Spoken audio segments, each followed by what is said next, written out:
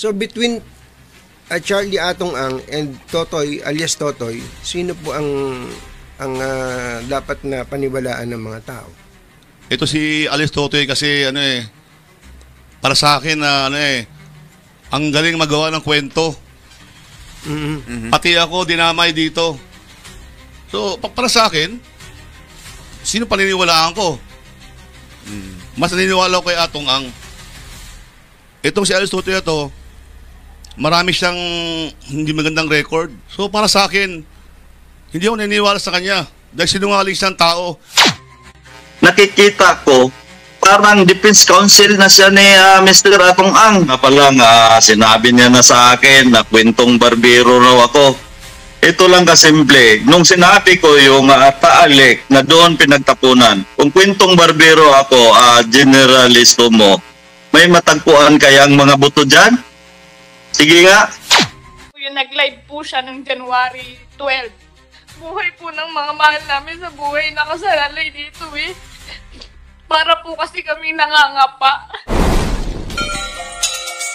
Actually, aminin ko, nabigyan niya ako ng kaya nagkaroon ako ng 2 beating station sa General Santos City. Yan po totoo. I will not deny. Ay si Stomo, alta yan. Sa membro ng sabong yan. Pag sinabing alpha, kasama siya sa 21 na yung binanggit nila na nag-finance, pero lubog ang pangalan ni Stomo. Katulad ng sinabi ko, yung isang seat ng alpha, 3 yan sila, naghati-hati dyan. Si Lito Gira at saka si Bernie Tacoy. Kaso lang, ito si Generalisto mo, lubog to. Pag-ibig sabihin ng lubog, wala siyang pangalan. Alam niya yan, term ng pulis yan na lubog. Kasama siya sa Alpha talaga. Sinasabi niya, member ako ng Alpha Group. Ayan. Ako yung nagpapasalamat kay narinig ko yung interview ni Mayor Bernie Tacoy at inamin niya na siya ang member ng Alpha Group at may kasama siyang isa na kasama niya. At sinabi niya sa kanyang interview na hindi kasama si Jel Stomo. Sinabi niya, common friend lang niya si Jel Stomo, na kilala niya ako, pero siya mismo ang nagsabi bilang member ng Alpha Group. Kahit mayor, kahit governor, kahit senator, basta kasama sila doon sa Alpha Group na yan, anyone involved in the Alpha Group will be charged kung mapunta na ang case doon. Siyempre, nahingi ng tulong si Atong Ang na yun nga, expansion ng negosyo at anong tayo na yung alam naman natin na legal. So, nag-isip ngayon ako na paano ko ba makilala to. So, nagkaroon ako ng opportunity sa isang kaibigan para makilala itong si Atong Ang na to. Ang purpose ko naman because I'm retiring na nga, malapit na ako mag-retiro at nakita ko napakagandang hanap buhay. Sino bang ayaw mabuhay? So, talagang naghanap ko ng pamamaraan, makakilala siya. Okay. First time ko lang siya nakilala. Una, bakit mayroon siyang betting station? Inamin niya rin, sa bibig niya rin niya nanggaling na mayroon siyang betting station. Ko na bigyan ng negosyo rin yung mga anak ko. Na actually, aminin ko, nabigyan niya ako ng kaya nagkaroon ako ng 2 beating station sa General Santos City. Pangalawa, sinabi niya na hindi sila magkakilala ni Mr. Atong Ang. Yung mga binanggit nga ni alias Totoy na yan, wala akong kilala eh. Sinabi niya, si Gretchen Barreto, yung huli, sino to, yung sa Bisaya, yung yung congressman, Bisaya, wala akong kilala eh. Sa totoo lang eh. Kung hindi ka kilala, bakit ka bigyan ng betting station? Yun lang ang unang tanong ko sa kanya. Sinabi niya mismo na nagkaroon siya ng betting station. Kaya naman nangyari, kaya naman na sinagot ko lang ito dahil nakikita ko parang defense counsel na siya ni Mr. Atong Ang. Okay. Mas uminit, matapos nagpa-interview si retired General Istomo sa tambayan nila ni Anthony Taberna, no? Kahit sinabi niya na pinagbawalan siya umano ng kanyang abogado, PNP, at sa totoo lang, aminin ko, wala salong planong magpa-interview. Kaya lang naisip ko, kailangan kong gawin kasi unang-una matagal pa naman yung proseso. pero di nagpatinag si Dondon, no? At may hamon pa. So, alam naman natin na yung mga online na sugal ay pinahinto dahil sa mainit na isyu kaugnay sa pagkawala sa mga sabungero. Pinahinto at nagkasagutan pa sila si Senador Bato at sa PCSO. Alam mo ma'am, magdiretsahan tayo dito. Ano bang mas mahalaga sa'yo? Yung pera na kinikita ninyo o yung buhay ng 34 na tao nawawala? You have explained that already. Alam mo, kasi nakikita ko dito, it goes without saying that kung may gusto, maraming paraan. Kung ayaw, maraming dahilan. If I am in your shoes, if I were in your shoes, sabihin mo na, sinabi ng Senator Grace po that you can have your own discretion. Although, kailangan pa ninyo ng clearance galing from the President. Pero, sa bigat ng sitwasyon na ito, 34 katao ang missing hanggang ngayon. Siguro ako, kung ako sa iyo, ma'am, pupuntan ako kay Pangulo Presidente. Kay President Duterte, sabi ko, sir, mabigat po ito na problema. Pwede pang ako na mismo makiusap sa iyo na isuspend natin ito. Okay. May mainit sila na sagutan diyan. Lalabas lang mga kapatid na balita, no? Sandali ha. Lalabas lang talaga na balita dahil legal na ang online. May 20 influencer pala ang tinanggal ni Mita ngayon dahil sa reklamo na isinumiti ng advocacy group Digital Pinoys with the support from the Cybercrime Investigation and Coordinating Center.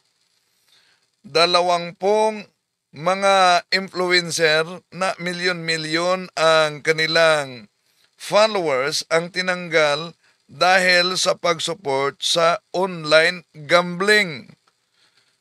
At inilabas ang mga kilala dito na tinanggal umano ni Meta ang Facebook page nila. Si Boy Tapang, kasali si Boy Tapang na may 5.5 million followers. Si Saxna Laparan na may 9.7 million followers. Ang dami ha. Si Kuya Lex TV na may 100,000 followers. At pang-apat na inilabas dito, Mark Anthony Fernandez na may 242,000 followers. Ito'y pinopost ngayon sa Philippine Defense Forces Forum.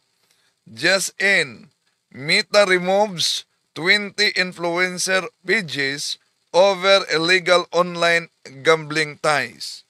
May katanungan tayo para sa ating busis ng masa.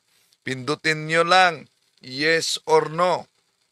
Ang katanungan natin diyan ay, pabor ba kayo ni sa pahayag ni General Istoso na mas kapanipaniwalaan si Atong Ang kay ni alias Tutoy? Sa ngayon, merong yes, 32%. Samantalang merong no naman, 70%. Okay. Yon ang busis ng masa natin. Reynaldo Sumuok, patunayan mo, General, para malinis ang pangalan. Huwag puro akusa. Si Jonas Guanzon, hindi po nahihinto ang online na sugal. Pero mga influencers ngayon, ni-remove pala. Subukan yung hanapin ang kanilang page kung nasa Facebook pa ba. Yung mga influencers na yan. Si Conrad, naku po, Pera under at ano yan? Under the table. So, ulitin natin, iyon ang ating boses ng masa. Nangunguna ang no, 73%, 27% naman ang yes dito. Okay. So, nagpa-interview kasi si Retired General Istomo, no? Ito ang bahagi sa kanyang interview, kaya sinagot, niribat ni alias Totoy, no? Ito ang pagpa-interview niya. PNP, at sa totoo lang, aminin ko, wala salong planong magpa-interview. Kaya lang naisip ko, kailangan kong gawin kasi unang-una, matagal pa naman yung proseso. Sabi sa akin ng aking lawyer, huwag muna, pero nag-decide po ako na magpa-interview para maklarify yung mga sinasabi ng ating itong whistleblower na si Alex Totoy. Hinintay daw ni Retired General Istomo ang affidavit ni alias Totoy Dondon Patidungan bago siya maghain ng pagsampa ng kaso laban kay alias Totoy. Pero di natinag si Totoy dito. May hamon pa siya. Sabay daw umano sila magpa-lie detector. Opo. Nung umpisa po, very specific yung kanyang sinabi sa isang parang press con pa yun na kumbatsero na kayo daw po ang sinasabi ni Atong Ang na nagsabi kay Atong Ang naghihikayat sa kanya na ipatumba itong si alias Totoy. Kayo na po ang sumagot, kausapin niyo po ang ating mga kababayan tungkol, very specific po yung allegation sa na allegation na yun. So itong pagpa-interview niya para masagot din niya ang akusasyon ni alias Totoy, ngunit di nagpatinag si Totoy. No? Dahil niribat ang pahayag niya punto por punto. PNP, Sandali ito ang pagribat punto por punto. Una, yung pahayag ni Retired General Istomo na para sa kanyang sariling opinyon, mas kapanipaniwalaan si Atong Ang kay ni Dondon Patidungan. Ang sagot naman ni Patidungan diyan ay ito. So between Charlie Atong Ang and Totoy alias Totoy, sino po ang dapat na paniwalaan ng mga tao? ito si Alex Totoy kasi para sa akin na ang galing magawa ng kwento. Pati ako dinamay dito. So para sa akin, sino paniniwalaan ko? Mas naniniwala ko kay Atong Ang. Itong si Alex Totoy ito, marami siyang hindi magandang record. So para sa akin, hindi ako naniniwala sa kanya dahil sinungaling siyang tao. Nakikita ko, parang defense counsel na siya ni Mr. Atong Ang. Na pala sinabi niya na sa akin na kwentong barbero raw ako.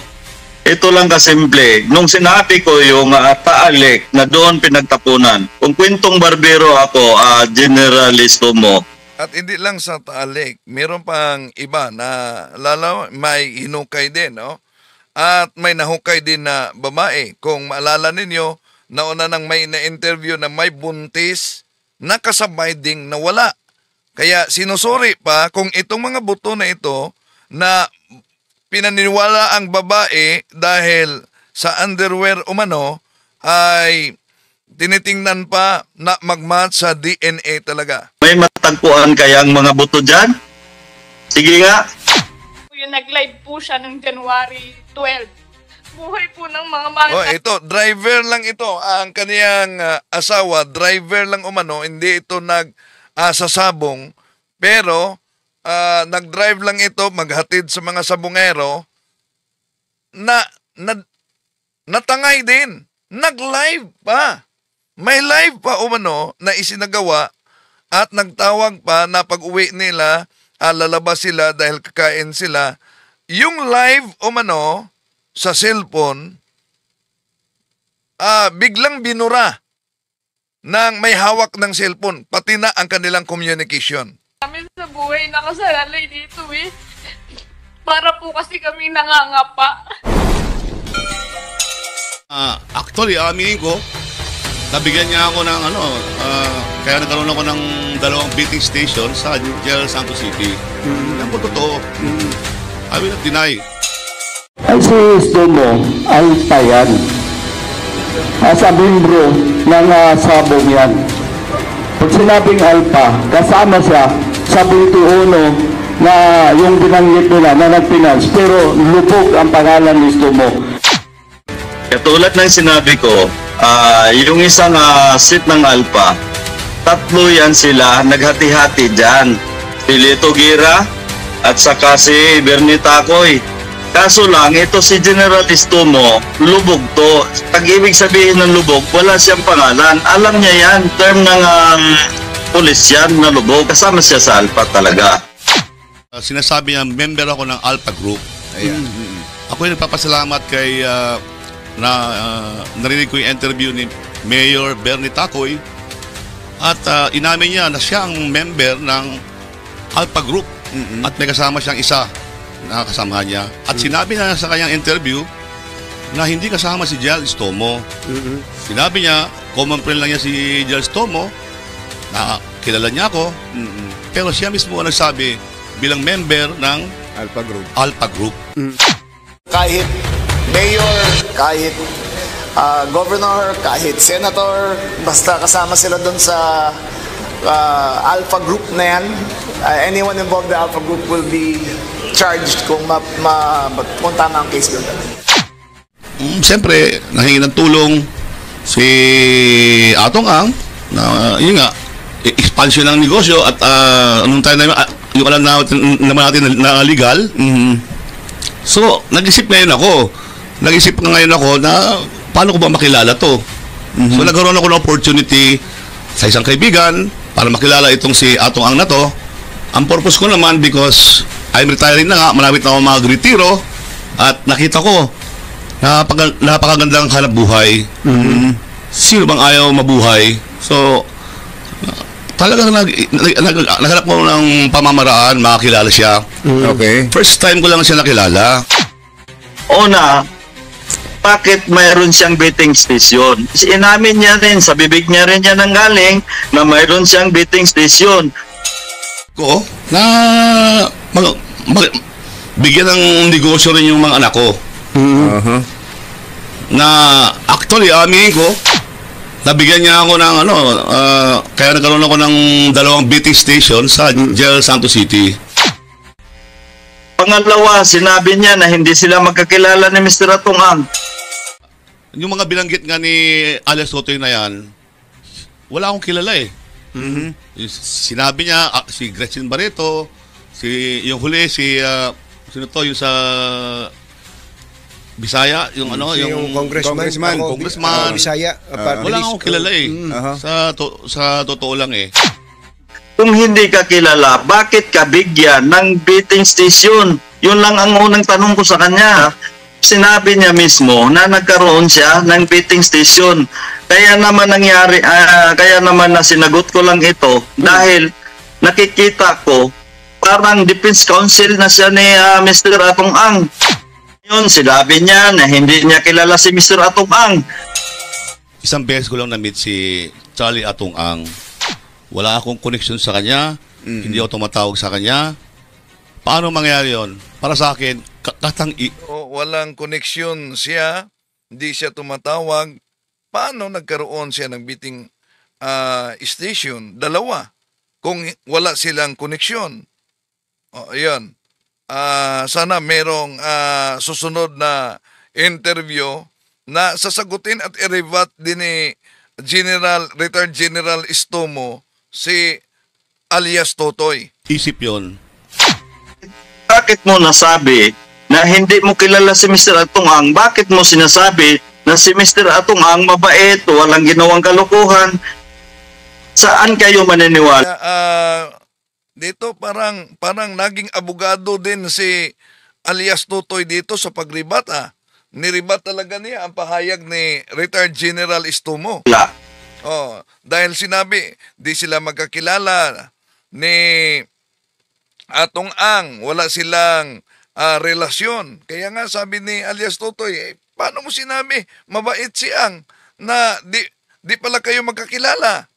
Ako na halos araw-araw kasama ni Mr. Atong Ang within 16 years, o siya na tinatawagan lang o inuutosan na ganito ang gagawin. Nagpakita siya ng certification. Na yung certification na yan galing sa Pitmaster Foundation. Meron akong dala, bibigyan ko kayong copy. Mismo dahil medyo nasaktan po ako na member na po ako ng Alpha Group.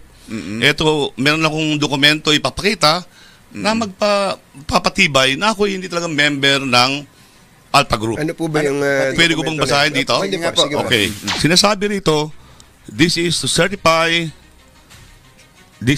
that based on records of Pitmaster Foundation Incorporated, retired Police Lieutenant General Junel Cabrera-Estomo is not in any way a trustee or an officer of the corporation nor connected to its business activities or operation. This certification is issued for whatever legal purpose it may serve. Signed, Attorney Caroline Cruz, Corporate Secretary, Executive Director. Ito po ay itong kopya na to ay ito pong certification na to ay in-issue nila, hiningi po ninyo. Opo. Kasi po kailangan kong gawin po 'yon kasi masama na po yung sinasabi ng whistleblower na member daw po ako ng Alpha Group. Na yung certification na yan galing sa Pitmaster Foundation. Samantala ang may-ari ng Pitmaster ay si Lakiit na pagmamay-ari ni Atong Ang na pinangalan doon sa anak ni Engineer Celso Salazar. Ang problema yung tuloy-tuloy niyang pagsisungaling, parang hindi maganda. Kagaya ngayon, dinawit na niya si General Estomo. Paano ngayon yan? Nababahiran yung ibang mga... So, sana, ito lang mensahe ko kay alias Totoy. Yung totoo lang. Ayun. Yung totoo lang sana. Sinabi niya na sa akin na kwentong barbero raw ako. Ito lang kasimple. Nung sinabi ko yung taalik na doon pinagtapunan, kung kwentong barbero ako, generalisto mo, may matagpuan kayang mga buto dyan? Sige nga. Ngayon, pangalawa, kaya kong patunayan, nakasali ka talaga sa Alpha. Kaso lang, sa isang tatlo kayo, naghati-hati dyan. Wala akong manok. Doon pa actually ako na nainggit nga ako sa iba. Kaya nag-start po ako, actually aminin ko, doon pa ang start ko na magkaroon ako ng breeding. Pa-breeding na ako ng manok dahil nakita ko napakagandang hanap buhay. Ang problema nahinto. Tinigil po yan ng former President Duterte. Start na ako mag-alaga. So ang ginawa ko na lang, benta-benta na lang. Wala nang nangyari. Sa sinabi niyang hindi niya alam yung sa totoo lang, nung January 28, 2023, nagpaderby yan sa loob mismo sa farm ni Lito Gira. May entry ako dyan, sinalihan ko pa siya. Paano niya sabihin? Dahil wala siyang alam sa sabong. Sabi nga ng handler ko, boss, bawal mag-video dito. Gawa may isang general na nandito. Pero napicturan niya ng handler ko, yung farm at saka yung bahay. Kaya sino ngayon ang may credibility sa isyong ito na nagsagutan? Si retired General Istuso o si alias Totoy? So, comment kayo mga kapatid. Diyan. Okay. Sa Senate hearing noon, pinatawag yung kapamilya na nawalan, driver, na bago nawala, nag-Facebook Live pa. At may communication pa sila. Nakuha yung cellphone sa tumatangay sa biktima. Dinilit daw sa naturang araw ang Facebook Live. Ito. Nagpaalam po siya sa amin ng anak ko na may biyahe nga daw po sila pa Laguna. Tapos, ang nagsabi pa po siya sa amin na antayin daw po namin siyang mag-ina kasi pag-uwi daw po niya, magpo-food trip daw po kami. Tapos nung time na, ayun na hapon na po, umalis na po siya, bumaba na po siya. Gawin niya po kasi yun, uuwi, tapos aalis para po bumiyahe pa Laguna. Nung time na po na bumiyahe siya, Papalaguna po yun, nag-live po siya ng January 12. Papalaguna po yun, Papa Santa Cruz. Tapos, tumawag po siya sa akin ng mga 11 p.m. po yun. Nandun na nga daw po siya sa farm ni Julius Habilio po. Kasi, sinundo na po niya dun yung asawa nga po, si Magbanua, yung po nag-aalaga ng manok. Sabi po niya sa akin, tatawag na daw po siya ulit, magkakarga lang po daw po sila ng manok. Tapos yun na po yung huling contact namin, hindi na po siya tumawag ulit. Hindi na rin po siya nagre-reply sa tawag namin. Hanggang sa nalaman ko po na, yun nga po sa kapatid po ng asawa ko na si kuya nga daw po niya, naho-hold sa sabungan. Excuse me ha, sa inyong dalawa, may nakakakilala ba kay Sabilio? Na-meet na ba niyo yung Sabilio na yun? Wala, hindi po namin na-meet po. Hindi pa niyo na-meet? Kayo po, kayo? Na-meet mo? Sino nakamit kaya Sabilio? Kayong tatlo. Pagkatapos ito, tanungin ko kayo kung anong tingin niyo kay Sabilio. Ha? Sige po, tuloy po, ma'am. Tapos po nung time na hindi na po namin siya makontak, kung kani-kanino na po kami lumapit para po mahanap siya. Kasi hindi na po siya umuwi sa amin. Hanggang sa nagpamedya na po kami. Kasi nababagalan po talaga kami gawa ng buhay po ng mga mahal namin sa buhay nakasalalay dito eh. Para po kasi kami nangangapa. Hindi namin alam kung saan namin siya hahanap. Tapos po yung number po nila, may times po na patay, may times po na magre-ring siya. Nung 13 to 40 nagre-ring po yun, pero patay din po siya nung gabi na hindi na po siya nagbukas ulit. Tapos mga ilang linggo po yung lumipas, nagre-ring po ulit siya. Yun po yung huling ano po namin. Kaya gusto po namin sana mag-request ng subpoena po para po dun sa mga number. Sa mga number po ng mga asawa namin kung saan po huling nag-ring yung cellphone. Kasi hindi po talaga namin alam kung anong nangyari. Yung ang gusto lang po namin is pati po yung sa CCTV sa loob ng sabungan. Yan, di na nakuha yung CCTV sa loob ng sabungan dahil sa Senate hearing, naunang sinabi ng mga naka-assign dito at sa gwardiya, sira daw ang kanilang CCTV. Okay, tuloy natin. Naman lang po, maipakita sa amin kung ano po talaga yung nangyari sa loob. Kasi nung time na nagtaka din po kasi kami yung sa Facebook account po nung asawa ko. Meron pong nagbura nung live po niya ng January 12 nang papunta po siya ng Santa Cruz. Nabura po yung live niya. Hindi po namin alam kung sinong nagbura nung live na yon. Kasabay po nun yung pagbura nung conversation po namin mag-asawa.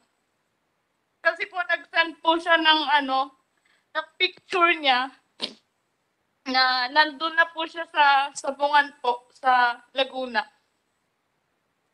Sigurado na yung nagbura noon ay yung mga tao na may hawak Yung may sa hawak. asawa mo.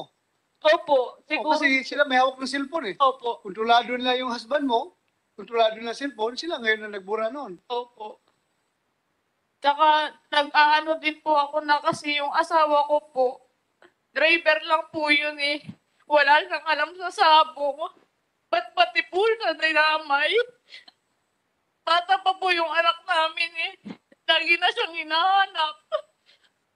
Di ko alam kung ano sasabihin ko. Araw-araw tinatanong niya kung nasan yung daddy niya. Sana naman po ibalik niyo sa amin. Yun lang naman po yung hinihingi naming lahat eh. Yung Pastilan, paano maibalik kung isa na sa sinabi ni alias Tutoy kung saan ba ito naitapon o kaya inilibing. Tuloy natin. Balik po silang lahat sa amin na ligtas kasi gusto po namin mabuhay ng normal. Yung wala pong takot. Yung lalabas po kami, wala kaming kinakatakutan. Kasi di rin po namin alam sa paglabas namin kung ligtas pa po ba kami. Marami pong takot. Ang bigat po sa dibdib. Kasi hanggang ngayon, parang wala pa rin po kaming idea kung nasaan sila. Hindi namin sila mahanap.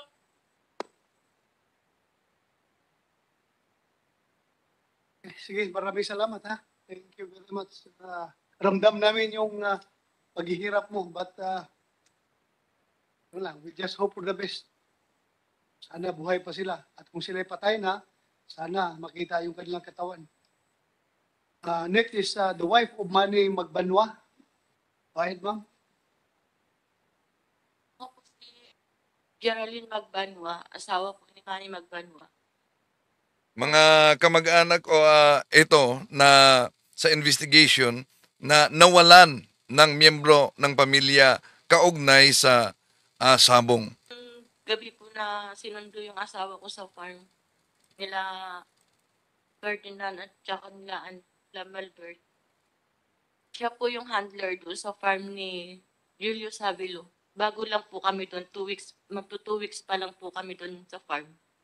Sa ating busis ng masa, kung pabor ba kayo sa pahayag ni Retired General Istoso na mas kapanipaniwalaan pa si Atong Angkay ni alias Totoy, nangunguna dito ang no 71% habang yes naman 79%.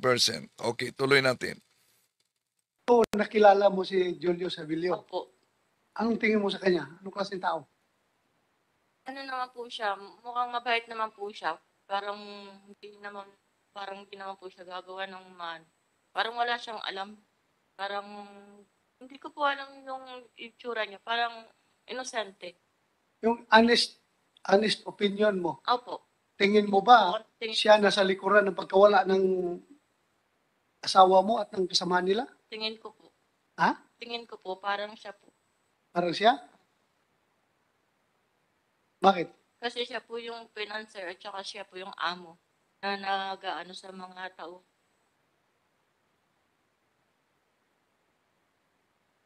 Okay.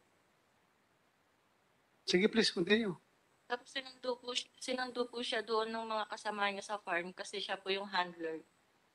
Sabi ko sa asawa ko, wag na siyang sumama kasi ano niya po, kinabukasan, birthday niya po. Kaya sabi ko, wag na siyang sasama kasi galing pa po sila sa sabungan doon sa Tarlac. Pagod po siya, tsaka puyat. Ang pinagtataka ko lang po, wala pong gustong sumama kahit isa doon sa tauhan sa farm. Kaya po siya napilitan sumama pa rin doon sa Santa Cruz, Laguna ng Sabungan. Kaya po yun, napilitan po siyang sumama. Tapos kinabukasan po, umalis po sila sa farm ng 11:45 ng gabi. Tapos kinabukasan,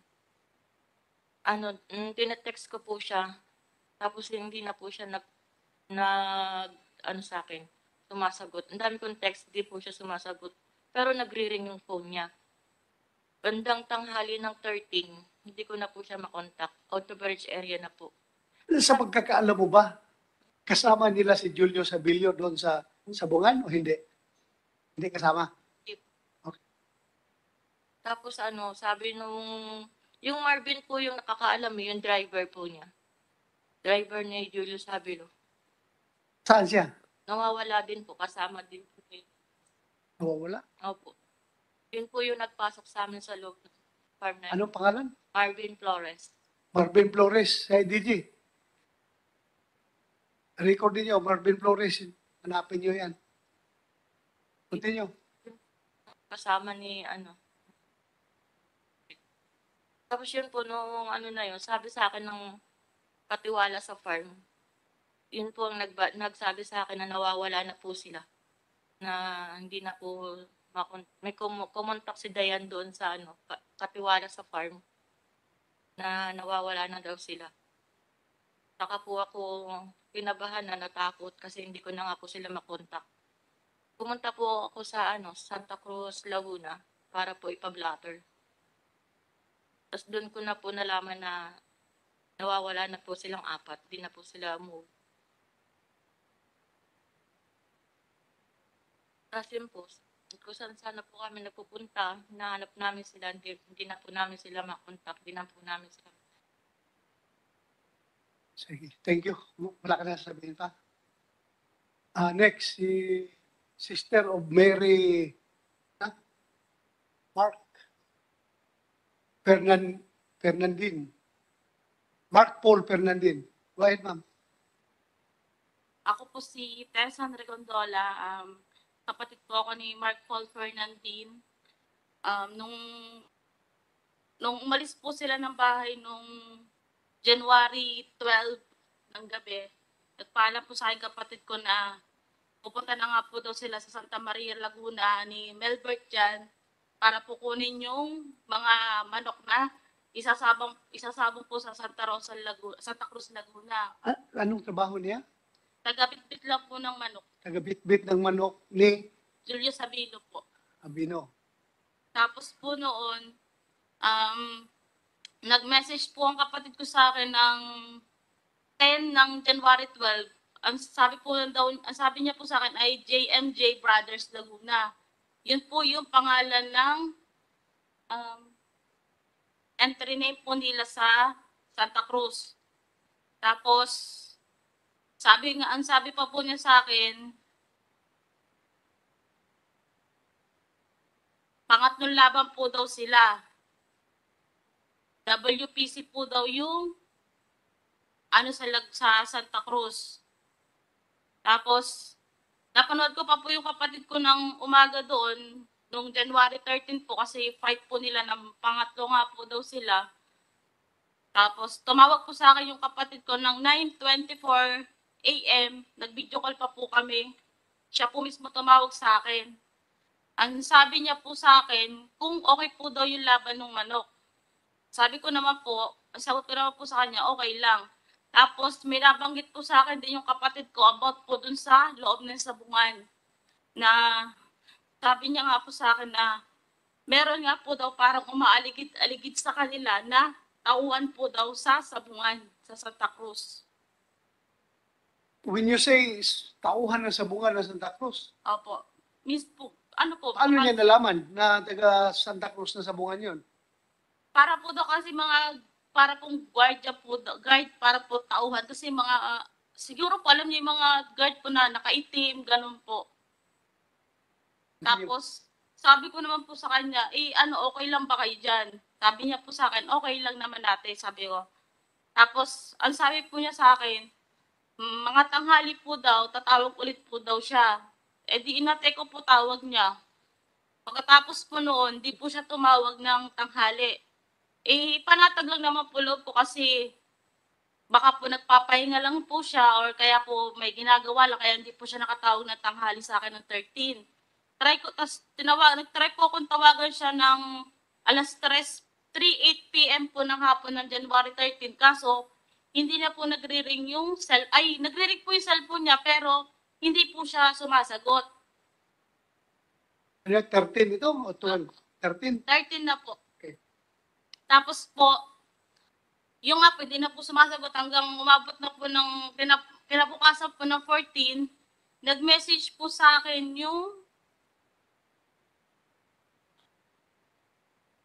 yung hanabonan po na kinakasama ni Marvin Flores. Yung driver Yung driver? po. Sa Bicol. Okay, anong message niya?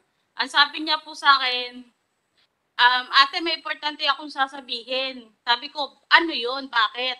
Sabi niya, nakokontak mo pa ba si na Mac? Yun po yung kapatid ko sa Sabungan. Sabi ko, hindi, bakit? Sabi ko sa kanya ganon. Tapos sabi niya, basta ate, tatawag ako mamaya, importante lang.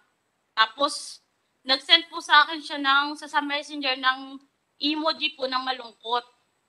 Tapos sabi ko, bakit may nangyari ba? Sabi ko po sa kanya ganon.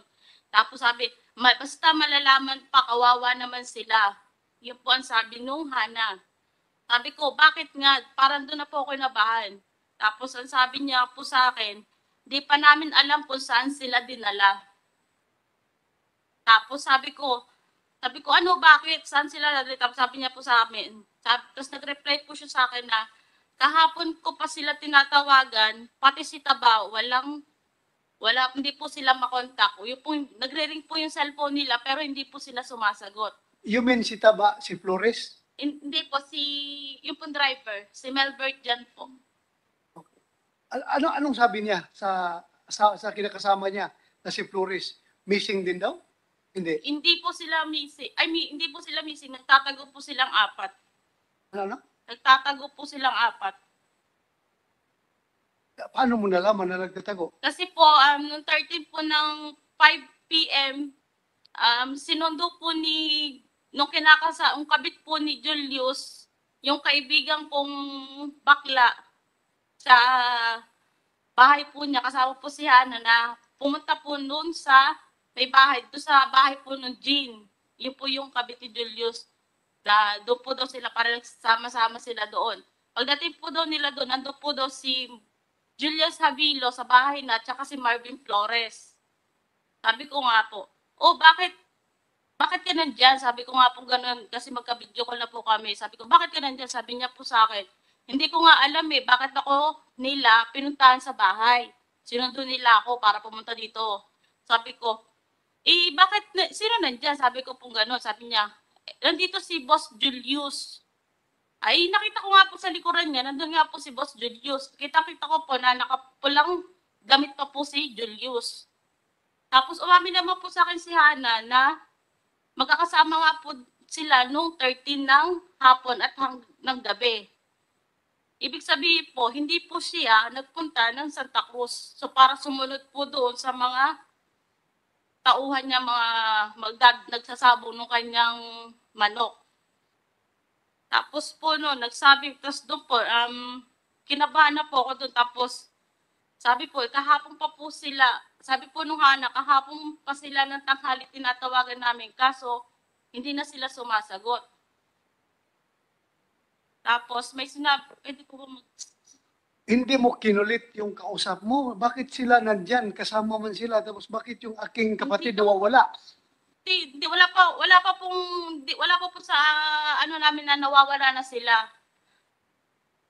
Yun lang po. Tapos ang sabi po sa akin, yun nga po na sana po may iba nga tinatawagan nga po sila, hindi na po daw sila sumasagot.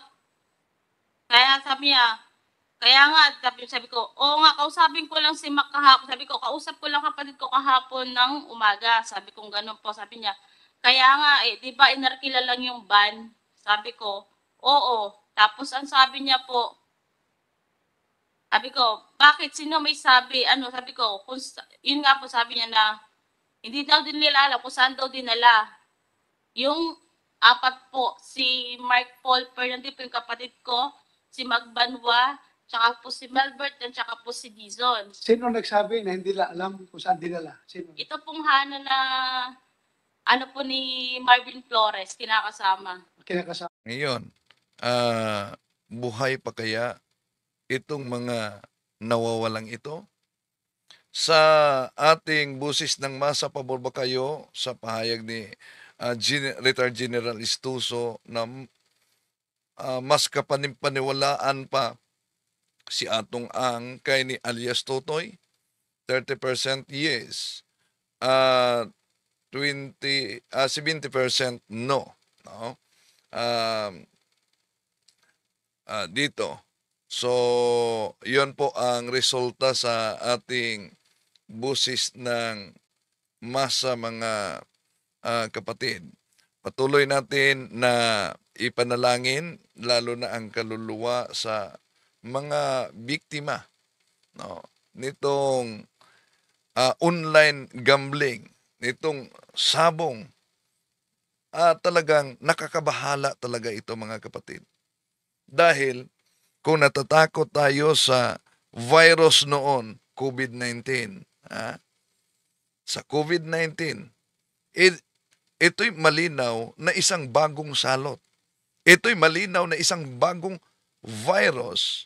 At itong virus na ito, sumisira sa mga individual at hindi lang, pati na sa pamilya. Sumisira pati na sa ating gobyerno. Dahil may mga pulis pa naging involved. May politiko pa nagiging involved kaugnay dito. Kung pansinin ninyo, itong virus na ito ay tahimik na kumakalat at nagdudulot ito ng kawalang pagkaalipin. Ang pagkasalot ng virus na ito, mga kapatid, itong tinatawag na online gambling, sugal sa internet, meron pang pugo, pinahinto na pero grabe ang damage, at may mga politikong involved, ito pang isabong, at may mga influencers sa Facebook, YouTube ang sumusuporta kaugnay dito. Pero inaksyonan ni Mita ang naturang mga influencers, tinanggal ang kanilang Facebook feeds, no? Nakita nyo ba ang kanilang Facebook feeds batay sa ulat na inilabas bago lang, no? 20 influencers Facebook page ang tinanggal ni Mita kaugnay sa online gambling, at 5 nito ang inilabas sa Philippine Defense Forces Forum. Batay ito sa formal complaint na isinumiti ng advocacy group Digital Pinoys sa support din ng Cybercrime Investigation and Coordinating Center.